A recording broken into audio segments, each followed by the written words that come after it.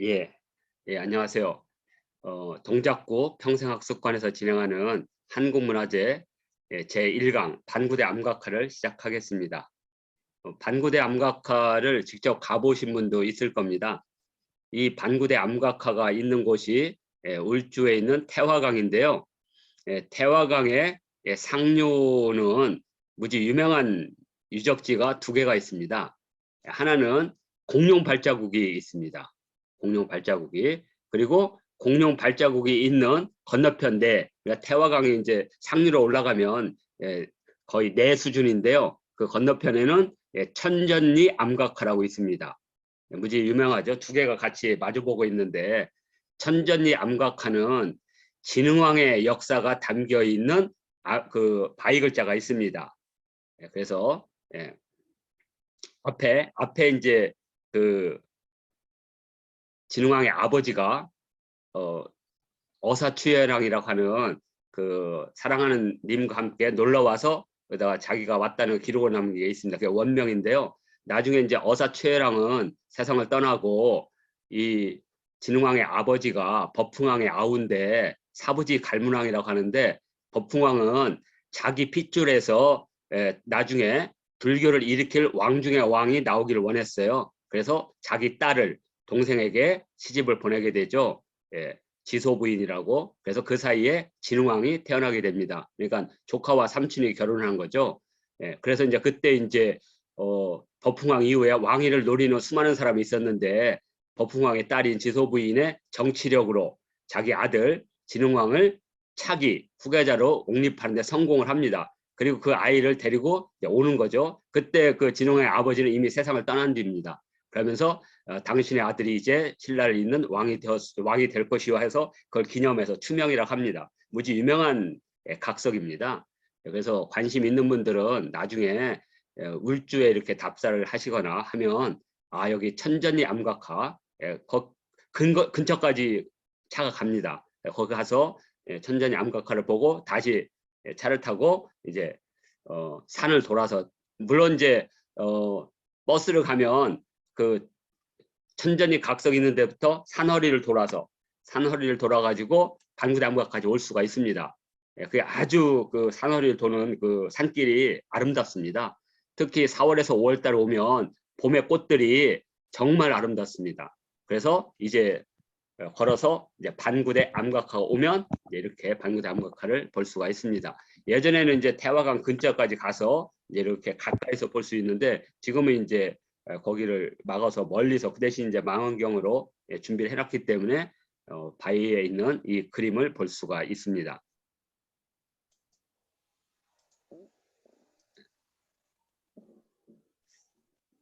그래서 뭐 저는 뭐 이제 미래학교를 운영하고 있고요. 20년 된 대안학교인데 코로나19로 인해서 이제는 학습 공동체로 전환을 해서 이제 청소년이 아니라 일반인들과 함께 공부하는, 그냥 공부가 즐거운 분들과 이제 학습 공동체를 이제 운영하고 있습니다. 그리고 개인적으로 운영하는 유튜브 채널도 있으니까요. 역사에 관심 있는 분들은 한국사 TV에 오시면 많은 이제 한국사 관련된 콘텐츠를 보실 수가 있습니다.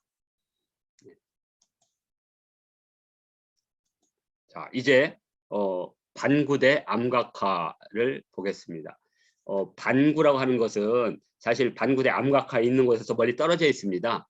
반구대라는 것은 마치 그 강변에 바위 절벽이 있는데, 그 절벽을 멀리서 보면 마치 거북이가 탁 이렇게 자리를 잡고 있는 모습이에요. 그래서 거기를 반구대라고 했는데, 이 암각화가 발견된 지역이 특정하게 이렇게 땅 이름이 없어요, 지명이. 그래서 그 암각화에 가장 가까운 특정 짓는 그 이름이 반구대입니다. 그래서 반구대 암각화라는 이름을 갖게 됩니다. 70년대까지 이곳에 암각화가 있는지도 몰랐습니다. 그런데 이제 주로 이제 불교 유적 같은 것을 조사하기 위해서 바위에 이제 부처님을 그린, 이렇게 새긴 그걸 이제 하던 선생님들이 우연히 발견한 거죠. 그래서 이제 이 반구대 암각화 현재 세계유산에 후보로 신청돼 있는데, 아직 보존을 어떻게 할 것이냐, 댐을 우회할 것이냐, 그 물을 이제 울주에서는 물이 부족하니까 댐을 설치한다 그러면 이제 이게 반구대 암각화에 이제 심각한 환경적 문제가 발생한다. 그래서 이제 문화재나 일부인들은 그냥 있는 강을 그대로 놔둬라. 뭐 이런 이제 의견 차이가 있어서 아직 그게 결정이 안 나서 세계유산 등재가 지금 미뤄지고 있습니다. 반구대 암각화는 세계 포경 역사, 그러니까 고래를 잡는 인류가 오랫동안 이 사냥 가운데 신석기나 청동시대 사냥 가운데 가장 큰 동물을 사냥하는 게 이제 코끼리, 육지에서는 코끼리고 바다에서는 고래거든요. 그 고래 사냥에 대한 백과사전이라 보시면 됩니다.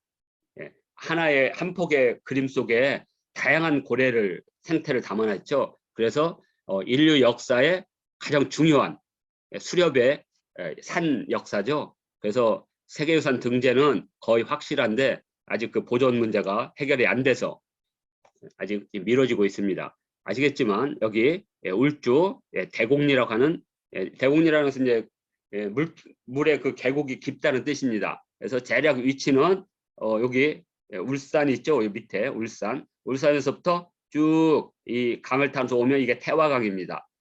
태화강이고 그 태화강 그 위로 이렇게 보면 여기 충렬공 박재상 유적지가 있고 두동면이 있는데 바로 이 부분 이쪽에 천전리 암각화와 공룡, 그러니까 위치적으로 말하면요, 제가 지금 있는 요 정도, 지금 요 밑에 요 정도에 바로 그 두 유적이 있습니다.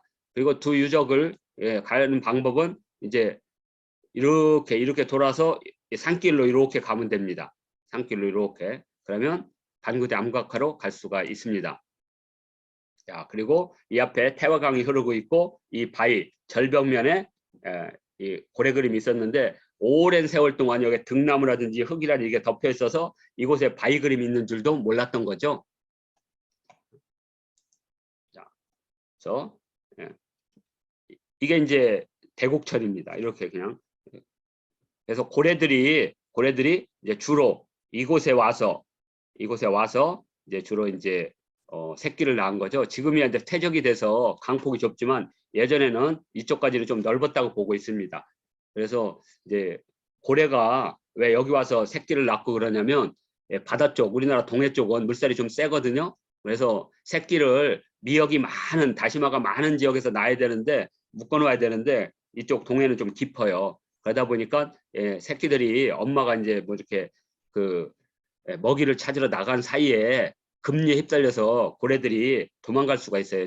그러니까 어린 고래들이 죽을 수가 있죠. 물살에 흘려가서. 그래서 물살이 없는, 그러면서도 바닷물이 어느 정도 들어와서 염도를 어느 정도 지킬 수 있는, 염도가 없으면 고래도 숨을 쉴 수가 없죠. 죽을 수가 있으니까. 그래서 요런 강과 바다가 만나는 이 지역에 와서 새끼를 낳고 키우는 거죠.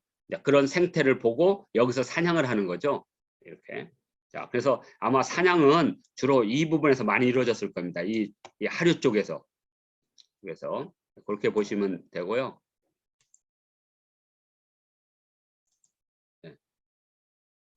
제가 말씀드린 이 천전리 각석입니다. 무지 유명한 각석이거든요. 그래서 이 바위가 약간 밑에 이렇게 고개 숙이고 있는데 여기에 많은 그림들이 있습니다. 그리고 그 그림들 밑에 아까 말한 진흥왕의 역사가 담겨 있는 원명과 투명이라는 각서가 여기 있습니다. 역사적으로 무지 중요한 곳입니다. 그리고 법흥왕이 불교를 공인했다는 것을 확인시켜주는 증거가 있습니다. 왜냐하면 법흥왕 때는 그 이전의 왕들은 신라 육부의 장들과 왕들이 똑같은 권력을 가졌어요. 그래서 7왕이라고 불렀습니다. 7왕. 7명의 왕이라는 거죠. 그런데 법흥왕 때 딱 보면 불교를 공인하면서 중앙집권적 힘이 강해지면서 법흥왕을 태왕이라고 불렀습니다. 법흥태왕. 여기 각서에 법흥태왕이라는 각서가 있습니다. 이걸 통해서 법흥왕이 불교를 공인하고 왕 중에 왕이었다는 것을 이렇게 확인시켜 주게 됩니다. 우리 진흥왕 순수비에도 진흥왕을 진흥태왕이라고 이렇게 각서가 되어 있습니다. 이것은 불교를 통해서 중앙 집권을 했던 신라의 역사를 그대로 증명해주는 그런 암각서가 되겠습니다. 자, 그리고 이 반구대 암각화에 들어가는 입구 쪽에는 이렇게 울산 암각화 박물관이 만들어져 있습니다. 암각화 박물관 유일하지만 잘 만든 박물관 중에 하나입니다. 그래서 보통 이제 역사에 관심 있는 분들은 이렇게 자가용을 구해서 친구 3명에서 4명을 한 팀으로 해서 이렇게 통도사를 갔다 오세요. 통도사. 그래서 통도사는 우리나라 불교 역사에서 가장 중요한 곳이니까. 그래서 통도사를 보고 통도사 앞에서 점심을 드시고, 그리고 울주 천전이 암각화와 울주 반구대 암각화를 보고 오면 이게 상당히 괜찮은 답사 동선입니다. 특히 역사를 공부하시거나 문화유산을 하시는 분들은 이 부분은 꼭 한번 답사하기를 제가 권해드리겠습니다. 자, 이제 암각화라는 것에 대해서 설명해 드리겠습니다.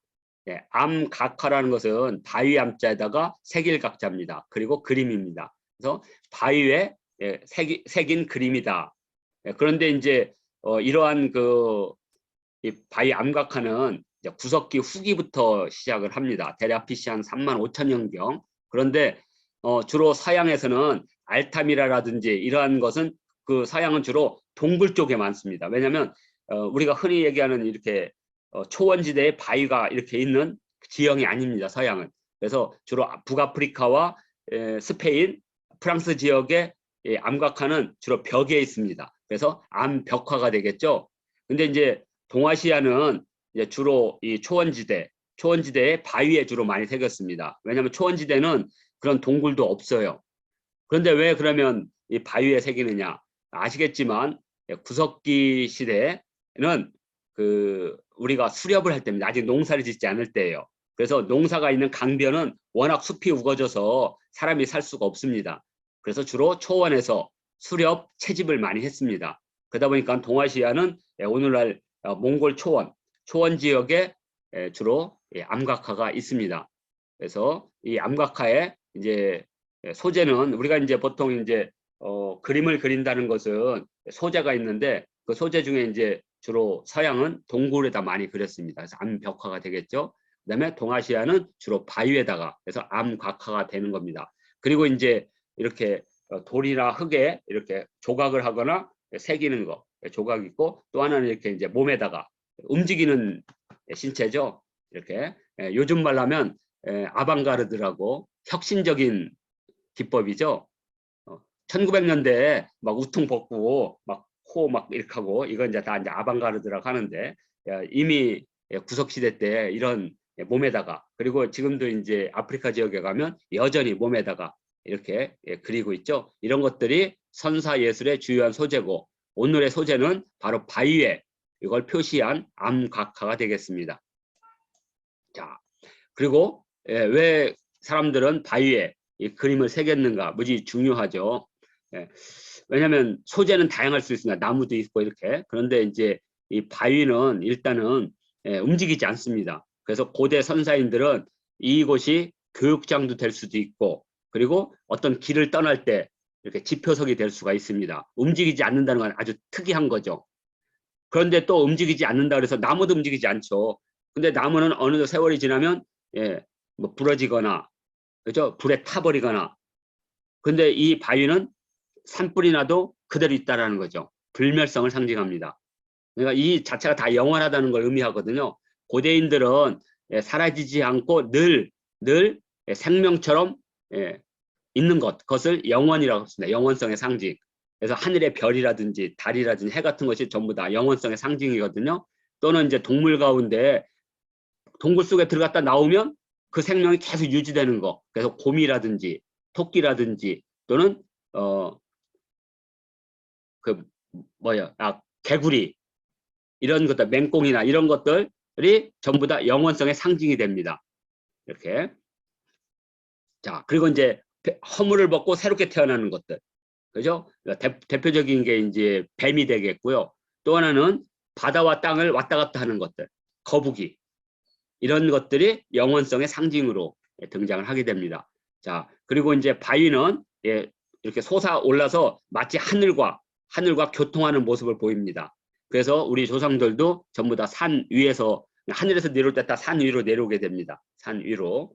예, 그래서 이걸 솟아있다, 융기성을 상징하고 있고요. 마지막으로 바위는 늘 우리가 가는 길 옆에 있습니다. 길 옆에 있기 때문에 모든 사람들이 접근할 수가 있죠. 이런 여러 가지 이유 때문에 바위에 그림을 새기게 됩니다. 자, 여기 보시겠지만 이렇게 붉은색으로 칠해진 데가 암각화가 있는 집중 지역입니다. 근데 이렇게 보시다 보면 지금의 중국 내륙이나 만주와 같은 이 대륙 지역에는 암각화가 없다는 걸 금방 느끼실 겁니다. 왜냐면 이 지역은 숲이 우거져서 사람들이 살 수가 없어요. 아직 농사를 지을 때가 아니니까. 그래서 중석기라고 하는 것은 이제 구석기에서 신석기로 넘는 이런 시대적 기간, 대략 12,000년에서 BC 8,000년경 이때를 중석시대라고 합니다. 이 중석시대 때 암각화가 가장 많이 그려집니다. 새겨지고. 그래서 주로 초원지대. 근데 재밌는 것은 지금 현재 붉은 띠로 있는 이 초원지대가 이 동물들의 이동로입니다. 고대 동물들의 이동로. 그래서 수렵하는 사람들이 주로 그렸고 암각화의 소재 가운데 가장 많은 수를 차지하는 게 바로 말이라든지 술록이라든지 이동하는 그런 동물들입니다. 자, 그래서 중석시대 대표적인 예술이고요. 지금 현재 중국의 영화성 은천시에 있는 하란산 암각화는 동아시아에서 가장 많은 산에 무려 3,000점이 있습니다. 어마어마한 암각화입니다. 근데 이 암각화의 내용을 보면 대부분 동물들입니다. 또는 이제 그 소재 나타나는 주제들이 주로 샤만들 이런 사람들로 구성이 되어 있습니다.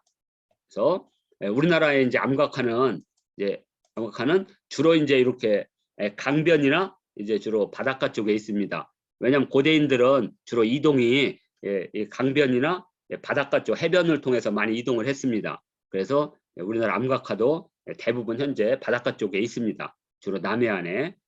그래서 이 해안과 강변은 고대 이동로였고 지금은 해수면이 많이 증가해서 아마 상당 부분 암각화가 사라졌을 겁니다.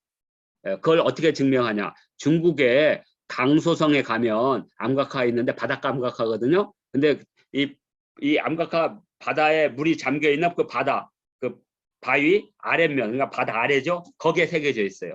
이것은 무슨 말하냐면 예전에는 훨씬 더 바다 육지가 더 앞쪽에 있었다는 걸 알 수가 있습니다. 근데 지금 해수면에 올라서 지금 잠겨 있다는 걸 말합니다. 그러니까 지금도 우리도 동해안이나 남해안 쪽에 오른쪽에 더 많은 암각화가 있을 수 있습니다. 근데 지금 해수면에 올라서 지금 바닷속에 잠겨 있을 거라고 보고 있습니다. 자, 자, 그리고 이제 암각화에 있는 여러 도상들을 보면 이제 문자로 가기 바로 직전의 모습들을 보이겠습니다. 되게 추상화됐거든요. 그래서 암각화를 그림과 문자의 갈림길이라고 합니다. 이 암각화가 좀 더 세밀하게 그려지면 이제 그림으로 가는 거, 회화로 가는 거고요. 이것이 좀 더 추상화돼서 간결화되면 문자로 가게 됩니다. 그러니까 좀 더 이렇게 복잡하고 사실적으로 그려지면 회화, 그리고 축약해서 부호 형태로 가면 문자. 그래서 암각화를 그림과 문자의 갈림길이다 이렇게 보고 있습니다. 자, 이제 반구대 암각화의 내용 구성을 보도록 하겠습니다. 반구대 암각화는 이제 보통 우리가 이제 암각화를 보면 제작 기법이 3개로 있습니다. 그런데 이제 주로 그림 형태, 도화라고 하는 것, 그림 형태는 서양에서 많이 나타납니다. 스페인이나 북아프리카, 프랑스 지역에 있는 이 암각화는 다 그림 형태로, 그러니까 정식으로 말하면 암벽화가 되겠죠. 암벽화. 그리고 동아시아에는 이렇게 바위에다 줄을 그리는데 이 제작 기법이 딱 2가지가 있습니다. 하나는 그림을 전체 면으로, 그러니까 우리가 얼굴 하면 이렇게 얼굴에 윤곽을 해가지고 뜯어내는 거, 윤곽을. 또 하나는 이렇게 선으로 이렇게 긋는 법이 있습니다. 그래서 면각과 선각인데요. 재밌는 것은 우리 반구대 암각화는 명확하게 면각과 선각이 있어요. 근데 면각은 주로 고래 그림한테만 나타나고 있어요. 그리고 선각은 육지 동물한테만 나타나고 있어요. 그래서 이 면각과 선각의 제작 연대가 다른 겁니다. 면각은 주로 신석시대 때 많이 그려져 있고요. 선각은 그 후에 청동기 시대 때 그려집니다. 왜냐하면 우리나라 청동시대 때 여러 가지 이 암각화가 아니고 뭐 이렇게 청동이나 이런 데 그려진 것들 보면 어디에 있냐면 국립중앙박물관 청동기실에 가면 농경문 청동기가 있습니다. 대전 괴정동에서 출토가 됐는데 그 농경문 청동기도 선각입니다. 왜냐하면 대략 그게 BC 6세기 청동시대이기 때문에. 그래서 선각은 청동시대 때, 면각은 신석시대 때 그림으로 이렇게 제작 연대로 구분하시면 됩니다. 이따 다시 설명하기로 하고요. 그다음에 바위 그림의 기능입니다. 바위 그림을 왜 그렸느냐는 거죠. 이유. 첫째는 이런 제사 지역입니다. 이건 이제 티베트 같은 데 나타나는 건데요. 주로 여기 보면 해와 달이 표시가 되어 있습니다. 여기 보시면 잘 알겠지만 이쪽에 왼쪽에는 달이 그려져 있고요. 오른쪽에는 해가 그려져 있습니다. 그리고 여기에 이렇게 남근이 되게 강조가 되고 낭심이 이렇게 돼 있는 샤만이 그 앞에 있습니다. 모든 그림들 가운데 이 낭심이 앞쪽에 그려져 있으면 남자 샤먼이고요. 뒤쪽에 그려져 있으면 여자 샤먼입니다. 여자 샤먼은 뒤에다가 이렇게 그려요. 이렇게. 왜냐하면 여성들은 남근이 없기 때문에 머리띠 있죠, 머리띠를 이렇게 늘려서 이렇게 꼬리처럼 만들거나 아니면 이 허리 뒤쪽에 꼬리를 만들어서 이렇게. 그러니까 예를 들어서 구미호가 있다. 그러면 구미호는 남자가 될 수가 없습니다. 왜? 항상 꼬리니까. 그러니까 이건 여성 사제를 뜻합니다. 그러니까 여우를 토템으로 하는 여우 부족의 최고 우두머리. 왜냐하면 꼬리 수에 따라서 그 샤먼의 등급이 나눠지니까. 그러니까 꼬리가 9개면 제일 높은 샤먼, 7개면 그 다음 샤먼, 5개면 그 다음, 이런 식으로 이렇게 예전에는 이렇게 분류를 합니다. 그다음에 또 하나는 이제 여기가 이제 학습 장소라는 거죠. 왜냐하면 바위 그림에 있는 이 동물들의 특징을 보면 이동로를 주로 표현했습니다. 왜냐하면 여기 바위 그림인데 그 바위 그림을 이렇게 연결하면 고대 동물들의 이동로입니다. 지금도 일부 술록은 이동을 하고 있거든요.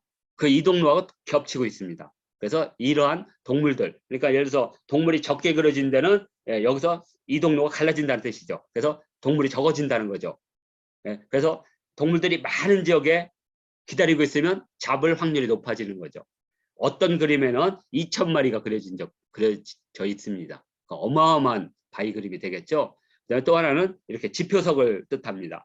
고대 이동로 속에 있습니다. 전부. 그래서 예전에는 실크로드를 이동할 때 바로 이 바위 그림을 보고 이동했다고 보고 있습니다. 지표 역할을 하고 있고요. 또 하나는 이 바위 그림 밑에서는 사람의 유골과 수많은 토기들이 발견되고 있습니다. 그래서 이곳이 무덤이라는 것을 우리가 또 알 수 있고요. 또 여기 양전리, 고령의 양전리 5번은 회의 장소라는 걸 알 수가 있습니다. 넓은 공터 앞에서 마을의 여러 가지 일들을 결정했던 회의 장소가 아닐까 이렇게 생각하고 있고요. 또 하나는 청소년들이 어른이 되기 위한 통과 의례 장소 정도로 현재 바위 그림의 기능을 이렇게 보고 있습니다. 자, 바위 그림의 소재들은 이제 얼굴, 이건 이제 주로 인면상이라고 하는데 샤만을 뜻합니다. 그 마을의 제의를 주관하던 샤만 얼굴들이 이렇게 그려져 있고요. 그다음에 그 지역의 생활상이 그려져 있습니다. 이 생활상을 그린 뭐냐면 이 샤먼이 우리 마을의 안녕을 지켜달라는 거. 그러니까 신이 우리 마을임을 어떻게 알겠어요? 이렇게 마을의 모습을 그림으로써 이 마을의 안녕과 번영을 기원하는, 그래서 생활상이 주로 그려져 있고요. 그 다음에 이렇게 부호는 이제 그 사람들의 생각하는 상징이 되겠죠. 그래서 예를 들어서 해를 그릴 때 해와 달과 별을 도대체 어떻게 그리냐. 해는 이렇게 빛이 이렇게 뻗어나는 걸 하고 달은 이렇게 그리고 별은 이렇게 조그맣게 이렇게 그리는 방법도 있지만 또 하나는 크기로도 구분을 합니다. 어떻게 구분하냐면요. 동심원을 3개를 그리면 해가 되고요. 동심원을 2개 그리면 달이 되고 동심원을 하나 그리면 별이 됩니다. 그래서 동심원으로 구분하고 또 하나는 크기로 구분합니다. 크게 그리면 해, 중간 거를 그리면 달, 그리고 작게 그리면 별, 이런 식으로. 그러니까 세 가지 방식이 있는 거예요.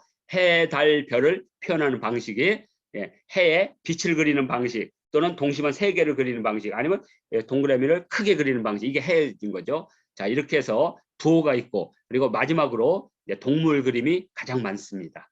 이렇게 해서 암각화의 소재는 이렇게 네 가지로 크게 구분할 수가 있습니다. 자, 그리고 이제 여기 반구대 암각화는 고래 그림에 대한 가장 체계적인 내용을 갖고 있고, 오른쪽은 주로 이제 선각인데 여기는 육지 동물에 대한 다양한 이렇게 모습들이 그려져 있습니다. 그래서 육지 동물의 뭐 우리라든지 또는 육지 동물을 어떻게 키우는지 이런 것들이 잘 그려져 있습니다. 그리고 왼쪽에 고래는 고래의 다양한 생태, 이렇게 화살에 박혀 있다는 거라든지 또는 새끼를 등에 업고 헤엄을 치는 뭐 고래라든지 또는 막 춤을 추는 고래라든지 이런 고래들의 다양한 생태들을 그렸습니다.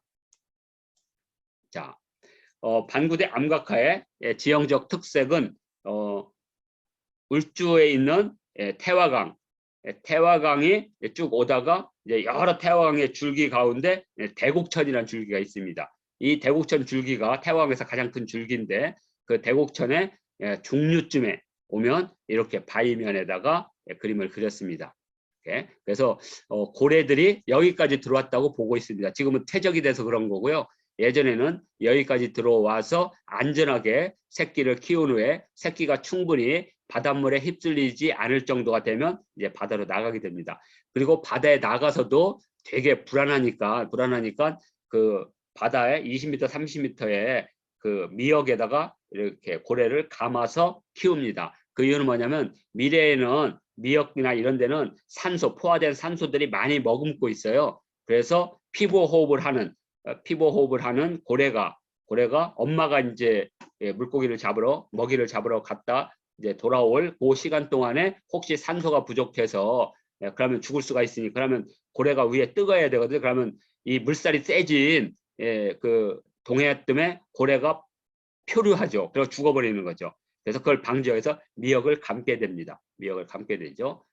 그래서 우리가 이제 어린아이가 태어났을 때 미역을 감는다는 그런 생활 풍습이 이러한 그 고래들의 생태에서 배웠지 않았을까 하는 민속학적 추리가 있습니다. 자, 이제 오늘의 이제 주제로 들어가서 이제 반구대 암각화 이제 미학 산책을 이제 들여다 한번 보겠습니다. 자, 반구대 암각화의 미학 찾기의 첫 번째는 제작 기법입니다. 제작 기법은 곧 제작 연도를 나타납니다. 제작 연대를. 그래서 면각은 그냥 보이는 대로, 아는 대로, 그냥 있는 대로 그리는 겁니다. 자, 그래서 주로 이 반구대 암각화에서는 고래 그림에 대해서 면각을 그렸습니다. 아주 뚜렷하죠, 특징이. 그 다음에 선각은 동작과 표현을 아주 섬세하게 그리는 겁니다. 그래서 육지동물이 주로 선각으로 있습니다. 그래서 지금 신석시대 때 이 반구대 암각화 지역의 주민들의 생활 변화를 볼 수가 있습니다.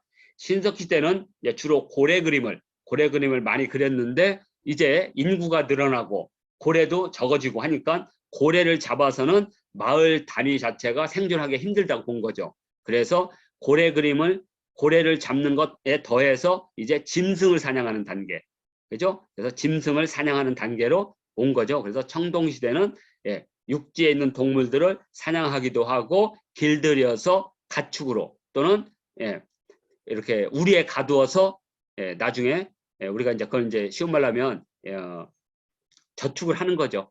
그래서 육지 동물을 주로 그렸다는 걸 알 수가 있습니다. 이걸 통해서 제작 기법도 변화됐지만 제작 연도도 신석시대와 청동시대로 이어졌다는 것을 우리가 이 제작 기법을 통해서 확인할 수가 있습니다. 자, 그래서 주로 이제 이렇게 면각과 선각은 소재도 변화합니다. 제작 기법도 변화했지만 제작 기법과 함께 거기에 담겨 있는 소재들이 바뀌어 버립니다. 그래서 면각은 주로 이제 바다와 고래 그림이 아주 거의 바다와 고래 그림이고요. 이쪽은 육지와 짐승 그림이라는 거죠. 그래서 이것도 이제 해양 어로에서 육지 수렵으로 삶의 변화가 있다는 걸 금방 알 수가 있습니다. 그리고 이제 이거에 더해서 나중에 이 태화강 사람들은 이제 농사를 지었을 겁니다. 이제 농경을 하지 않고는 버틸 수가 없기 때문에. 그래서 이걸 통해서 태화강 사람들의 경제 생활이 고래 사냥에서 육지 사냥, 동물 사냥으로 변했다는 것을 우리가 확인할 수가 있습니다. 자, 우리가 이제 아까 이 면각은 신석시대인데 선각은 청동기 시대라 그랬죠.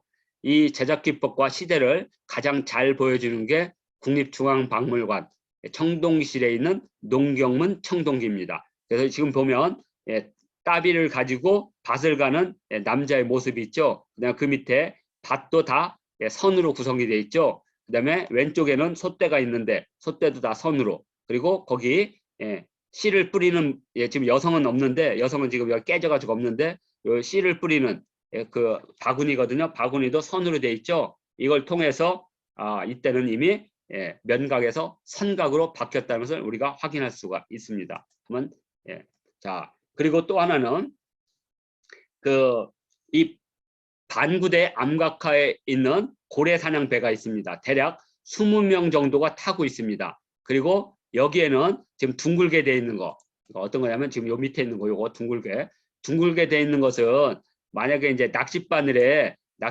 지금 고래가 껴 있거든요. 그러면 이제 고래가 땅으로 이렇게 바닷속으로 들어갈 거 아니에요. 그럼 고래 힘이 워낙 강하기 때문에 이 배가 버티지 못하고 엎어질 수가 있습니다. 그래서 이 고래가 더 이상 밑으로 내려가지 못하도록 부구를 띄운 거다. 부구.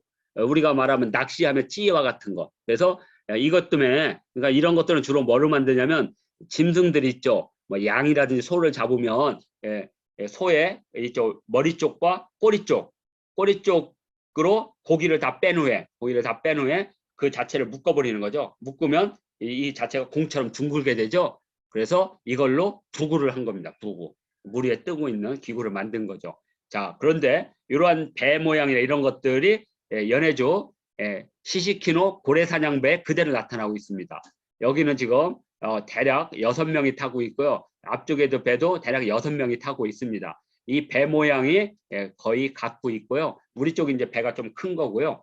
또 하나는 바로 연해주 시시키노 고래사냥배 바로 이 바위 암각화 아래쪽에서 그릇들이 발견되고 있는데 빗살무늬 톡입니다. 그래서 우리 반구대 고래 이 사냥 이 그림이 신석시대라는 것을 확인한 겁니다. 원래 반구대 암각화 처음 발견됐을 때는 청동기 시대일 거라고 그때 추정을 해서 청동기 시대로 규정을 했는데 바로 이 시시키노 고래 그림 암각화가 발견이 되면서 이제 시대가 앞으로 올라가서 우리 반구대 암각화는 신석시대 또 하나는 바로 이 반구대 암각화의 면각 방식이 시시키노 고래 사냥의 그림도 다 면각 방식입니다. 그러니까 신석시대 때 면각 방식이 시시키노 고래 사냥배에서 확인됨으로써 우리 반구대 암각화의 연대도 신석시대로 이렇게 확정이 된 겁니다. 그래서 이렇게 서로 연관된 그 그림의 중요성이 나타나고 또 하나는 이 고래 사냥의 이 범위입니다. 그러니까 쉽게 말하면 고래 사냥 문화권이 형성됐는데 얼마나 이렇게 넓으냐면 자, 이것은 이 알래스카에 그러니까 지금 이제 우리 시베리아와 미국의 알래스카 주가 이렇게 작은 섬으로 연결이 되어 있거든요. 그 섬으로 연결된 그 가운데 아막낙이라고 하는 섬이 있습니다. 그 아막낙에서 어마어마한 유적이 발견됐습니다. 왜 발견이 됐냐면 지금 아막낙 섬에서 미국이 지금 계속 여기다 다리를 놓고 있습니다. 그래서 미국은 러시아만 동의한다면 시베리아와 연결된 모든 다리를 넣겠다는 거죠. 지금 다리를 놓고 있는데 그 다리를 놓는 과정에서 유적이 발견이 됐습니다. 그래서 이렇게 지금 현재 발견된 유적이거든요. 그런데 지금 이렇게 원을 친 이 유적의 이 돌 구조를 이들은 전혀 이해를 못했어요. 미국의 학자들이. 그래서 뭐라고 했냐면 고대 선사인들의 아주 특별한 돌 구조이다라고 결론을 냈어요. 근데 이제 이 사람들이 나중에 한국의 온돌에 대한 논문을 보고 깜짝 놀란 거예요. 이게 온돌 구조라는 거죠. 보시겠지만 여기 아궁이가 다 보이죠? 여기 아궁이 여기 보이죠? 그래서 요번에 그러니까 한 3년 전이죠. 이분들이 오셔가지고 우리 온돌 학회에 학술 발표에서 자기들의 논문을 수정했습니다.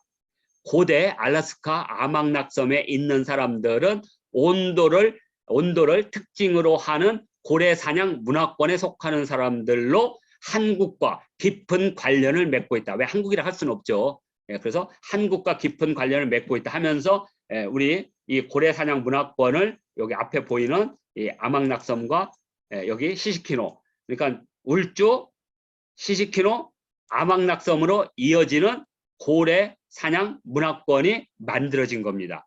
그러니까 우리 반구대 암가가 갖고 있는, 그리고 이제 이 고래사냥 이 문화권은 저쪽 핀란드, 덴마크 쪽으로 갑니다. 그래서 덴마크나 핀란드, 스웨덴 지역에 또 거기다가 반구대 암각화처럼 고래사냥 문화권입니다. 거기가 가장 대표적인 북해에 있는, 그러니까 북해와 그다음에 또 하나는 주로 이제 인도네시아와 싱가포르, 필리핀 쪽 이쪽인데 그쪽은 그림을 남기질 않았어요. 거기도 고래사냥 문화권이고, 그래서 세계적으로 고래사냥 문화권이 4개가 있거든요. 그래서 북해권, 그다음에 동남아권, 그다음에 우리가 얘기하는 이쪽 동해안권, 그리고 마지막에 태평양에 많은 원주민들이 바로 고래사냥을 하고 있습니다. 그래서 이 동해안 지역의 고래사냥 문화권이 반구대에서부터 시시키노에서부터 아망낙까지 연결되는 새로운 선사문화권이 만들어지게 됩니다. 그만큼 반구대 암각화가 중요하다는 걸 알 수가 있습니다. 자, 이제 또 반구대 암각화의 이제 3번째 미학은, 그러니까 첫 번째는 이제 면각과 선각을 받고, 두 번째로는 고래 사냥 문화권에 중요한 역할을 하고 있다. 세 번째로는 반구대 암각화의 그림은 전 세계에 있는 고래 그림 많지도 않지만 가장 사실주의를 담고 있습니다. 왜냐하면 다른 지역에는 고래가 주인공이 아니라 고래를 잡는 사람이 주인이에요. 그러니까 고래는 사실적으로 그리지 않은 거예요. 그냥 모든 고래는 다 비슷하게 그린 거예요. 다.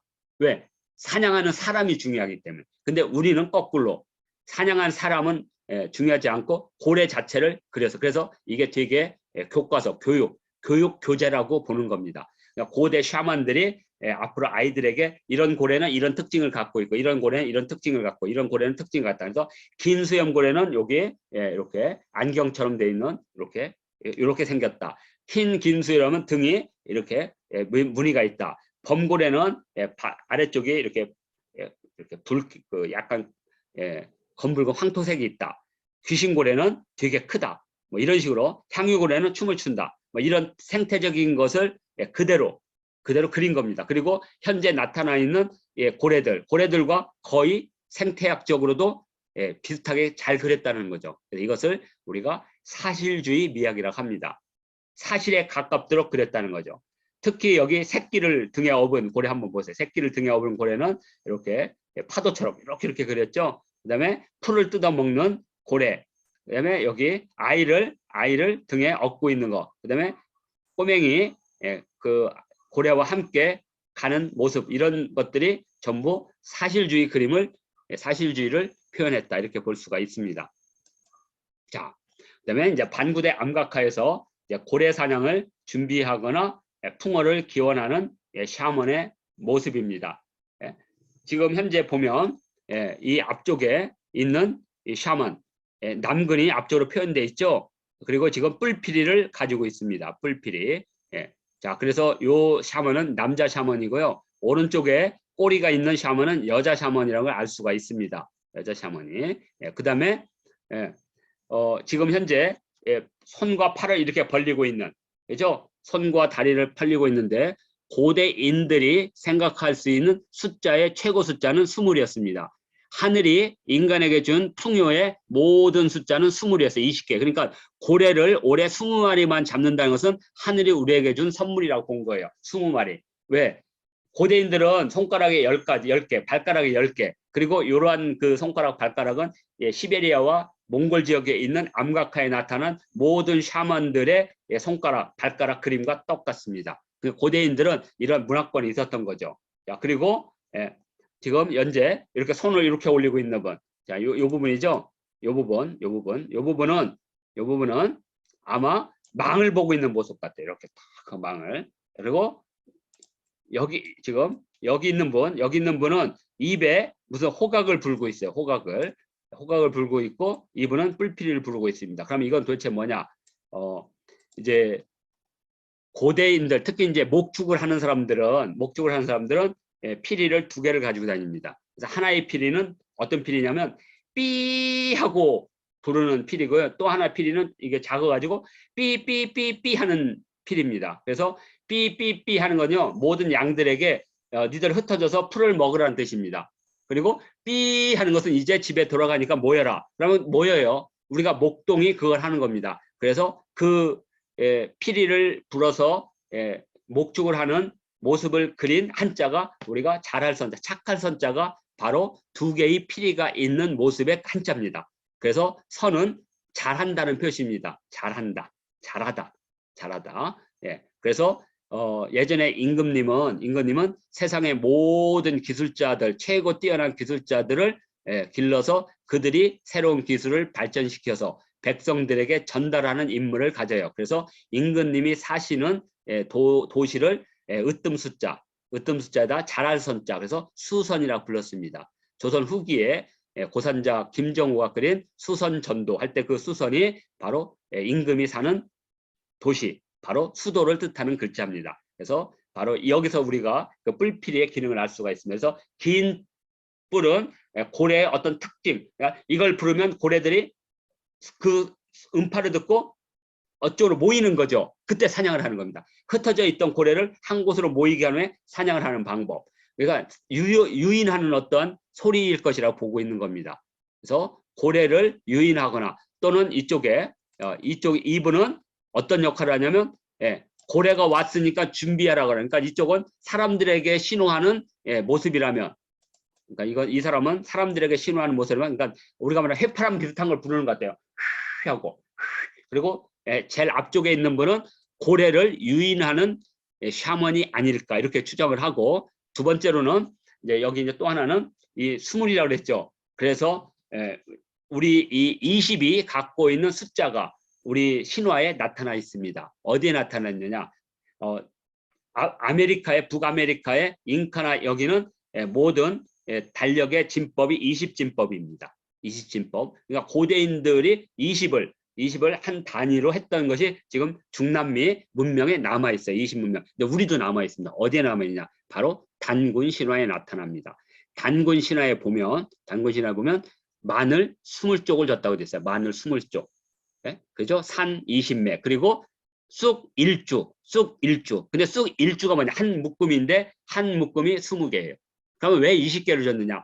100일 동안 해를 보지 마라 그랬거든요. 100일이 갖고 있는 그 상징수가 있으니까. 그래서 아이들이 태어나서 100일이 지나면 신의 그 어떤 그 질투심에서 벗어나서 이제 하나의 생명으로 살아갈 수 있는 기회를 얻었다고 봤어요. 그리고 한 해가 지나면 그 해의 운명을 관장하는 그 신, 우리가 그 12지라고 하죠. 그 신의 영역을 떠나버려요. 그러면 이제 그 아이는 살아날 수 있다. 그래서 우리가 돌이라는 걸 하는 겁니다. 그러니까 100일과 돌도 그런 우리 인간의 성장 과정에서 중요한 상징 숫자인데 100일 동안에 햇빛을 보지 말라고 했는데 그 100일 동안에 햇빛을 안 보면 사람다운 사람이 될 것이다 했죠. 그런데 그 호랑이는 참지를 못하고 곰은 참았죠. 100일을. 근데 어떤 분들이 그걸 20일이라고 하는데 아니 신이 100일을 보지 말라고 했는데 왜 20일 동안 됩니까? 그건 잘못한 거고요. 거기 보면 3과 7이 있거든요. 3과 7일 동안 보지 말라고 하는데 그게 뭐냐면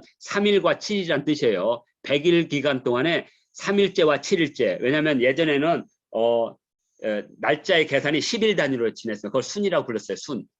순이 10개의 태양이 있다 해서 열흘순이에요. 열흘순.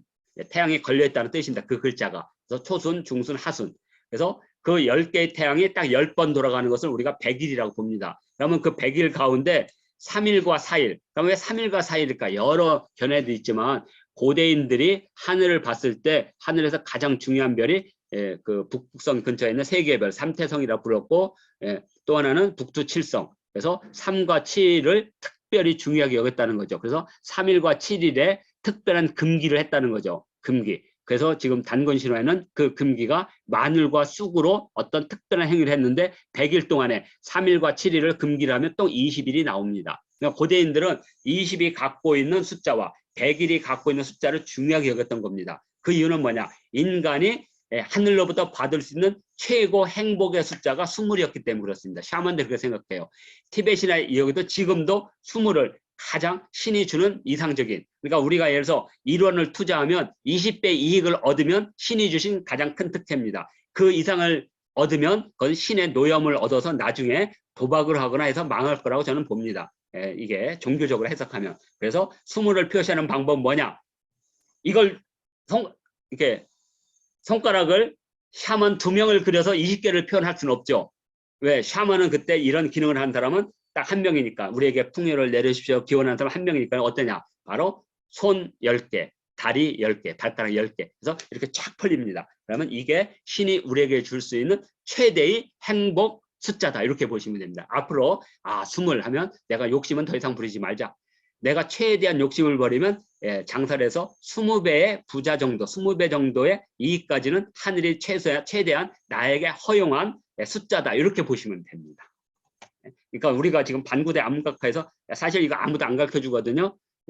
그래서 고대 미학이라든지 고대 신화적 요소들을 배우면 이게 다 나타납니다. 특히 이 몽골이나 티벳 지역에 있는 암각화와 관련성을 이렇게 연구하다 보면 왜 20인지를 금방 알게 되고요. 또 동남아시아라는 저쪽 중남미 지역에서도 왜 숫자를 20으로 했는지, 20진법으로 했는지, 그것은 인간이 표현할 수 있는 최대의 숫자이기 때문에 그렇습니다. 자, 그래서 여기 무자가 있죠. 여기 무자, 여기 무자. 왜 제가 이렇게 하냐면 지금 이렇게 무자가 보면 이 무자가 이렇게 우리가 치어리더들이 막 이렇게 농구나 이거 하면 막 춤을 추죠. 그래서 원래 무당이 춤을 추다는 것에서 나옵니다. 그래서 여기 한번 보면 지금 춤은 다음이구나. 지금 여기 보면 이렇게 춤을 추고 있죠. 강강술래거든. 강강술래. 그러니까 무당은 춤을 추는 사람이라는 뜻에서 온 겁니다. 어떤 분들이 이 무당을 이렇게 하늘과 땅을 이어준다는 거, 이것은 나중에 그런 관념이 생겨가지고 이렇게 글자를 새로 만든 겁니다. 지금 현재 여기 무당할 때, 샤먼할 때 무당 무자는 이 글자가 한자가 만들어지고 무려 2000년이 지난 후에 새로 만들어진 글자예요. 그래서 지금 이렇게 우리가 한자를 하다 보면 뭐 이렇게 여자에다 아들 자자가 있으면 서로 마주보기 때문에 좋다고, 그건 후대의 개념이 전혀 아니에요. 그거는 엄마가 아이를 안고 있는 모습이에요. 엄마가 아이를 안고 있는 모습. 그러니까 엄마가 아이를 얼마나 아끼겠어요. 그래서 그것은 엄마가 아이를 좋아하다는, 그러니까 엄마의 모성을 상징하는 겁니다. 그러니까 좋아한다는 건, 내가 너를 좋아한다는 건 너를 되게 아끼고 너를 보호해주고 싶다는 거고요. 애라는 것은 욕망을 뜻하는 글자입니다. 욕망. 그러니까 내가 줬으니까 너도 주라는 거. 그러니까 애는, 사랑의 자는 불꽃 튀는 청춘 남녀의 사랑을 뜻하는 거고요. 호는 모성애를 뜻하는 겁니다. 그러니까 호가 가장 높은 겁니다. 호가. 그리고 호 다음에 나타나는 게 자라는 글자예요. 자애로운 어머니 할 때 자. 그게 싹을 바라는, 그래서 아이가 성장하는 것을 보는 마음입니다. 애가 커가는 모습을 볼 때 그게 자자예요. 그러니까 글자에는 다 순서에 따라서 뜻이 있는데, 제가 이제 7월 달부터 이제 고전학당을 하는데 주로 이제 그러한 이제 한자의 뿌리라든지 그걸 통해서 고대 문화를 이해하는, 그래서 무자를 통해서 우리는 춤추는 샤먼을 볼 수 있는데, 바로 요게 중국 섬서성 강채유적에서 나왔었는데 뭔가 어디서 많이 본 것 같죠. 바로 강강술래. 그래서 이 샤먼은 원래 이 만주어입니다. 만주어, 춤추는 사람이라는 뜻입니다. 신들린 사람, 춤추는 사람 이런 뜻입니다. 사무르다, 이러다, 사무르다면 춤을 추다는 겁니다. 자기가 막 그 기쁨에 넘쳐서 막 몸을 흔들다, 이런 뜻입니다. 그러니까 우리도 막 기쁘면 막 지랄 발광하잖아요. 막 축구를 하는데 우리 팀이 이겼어요. 그러면 앉아가지고 박수 치는 게 아니죠. 막 들고 일어나서 춤추죠. 왜? 사람의 흥은 손과 발을 통해서 뻗어나가는 거거든요. 그래서 샤먼은 춤추다. 그래서 여기 보고 또 하나는 꼬리가 뒤로 나 있죠. 그래서 여성 샤먼이 알 수 있고요. 그래서 고대인들은 하늘에 하늘과 연결되는 이 선을 만듭니다. 이렇게. 그리고 땅과 연결된 꼬리를 만들어요. 그래야지 하늘과 땅을 이어주는 샤먼이 되는 겁니다. 그래서 이것을 무자로 나중에 쓴 겁니다. 이거 무자로. 그러니까 무자가 나오기 전에 이미 그림으로 무당이 나온 거예요. 이미. 그리고 우리 고구려가 이러한 샤먼의 문화를 개성했다는 것은 중국은 이게 안 되거든요. 고대 중국, 이게 고대 중국이지만 엄밀히 말하면 지금의 중국화된 중국인이 아니라 중국 땅에 살고 있는 고대 동아시아 사람들, 이러한 문화를 가장 잘 계승한 게 우리나라 사람들이. 나중에 이제 이걸 말씀을 드릴게요. 그래서 우리 고구려 사람들도 이렇게 하고 여기다 꼬리를 이렇게 내린 거죠. 자, 이게 바로 샤먼, 무에 대한 어원이다. 그래서 반구대 암각가의 무당도 이런 관점으로 이해하면 바로 해결이 된다. 그래서 요거 얘기하는 겁니다. 그래서 샤먼의 숫자 20은 앞쪽에서 제가 말씀드린 대로 인간이 헤아릴 수 있는 최대 숫자다. 손가락 10개, 발가락 10개. 그래서 이것이 신이 인간에게 주는 행복의 최대치다. 이렇게 보시면 됩니다.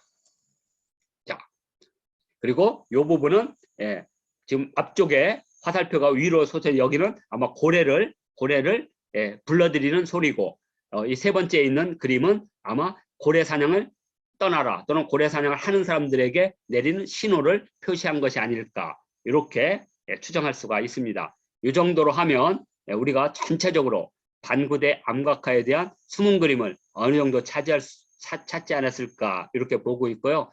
나중에 반구대 암각화 가면 이렇게 망원경으로 볼 수가 있으면 이 그림들을 한번 찾아보시면 저게 저런 뜻일 수 있겠구나. 긴 풀뿌리는 고래를 불러들이는 소리일 가능성이 높고, 입에 이렇게 대고 있는 것은 아마 고래를 잡는 사람들에게 보내는 신호가 아닐까. 그리고 눈을 이렇게 보는 것은 아마 멀리 보는 거, 멀리 이렇게 고래가 왔는지 이렇게 보는 거. 그다음에 손을 이렇게 한 것은 왔다, 이런 표시. 그러니까 왔다. 하여튼 이 그림을 그 고래 그림 사이에 넣은 것은 아마 신호였을 거예요. 우리가 야구장에서 이렇게 우리 신호를 하잖아요. 포수하고 투수가 이렇게 사인을. 그러니까 고대인들의 사인인데 우리가 전부 알 수는 없어도 유추는 가능하다는 거죠. 그래서 제일 마지막에 있는 분은 신에게 우리 올해 최소 20마리는 잡게 해주십시오. 왜냐하면 12마리를 잡으면 한 달에 한 마리씩 잡아먹을 수 있는데 8마리가 나오면 잔치를 할 수가 있는 거죠. 이렇게. 보너스죠. 보너스. 8마리는 보너스. 이렇게 생각하신다면 여기에 담겨있는 암각화의 비밀을 좀 더 해석에 접근하지 않을까, 이렇게 보고, 자, 지금부터 55분이니까 10분 쉬고 다시 2강에서 뵙도록 하겠습니다.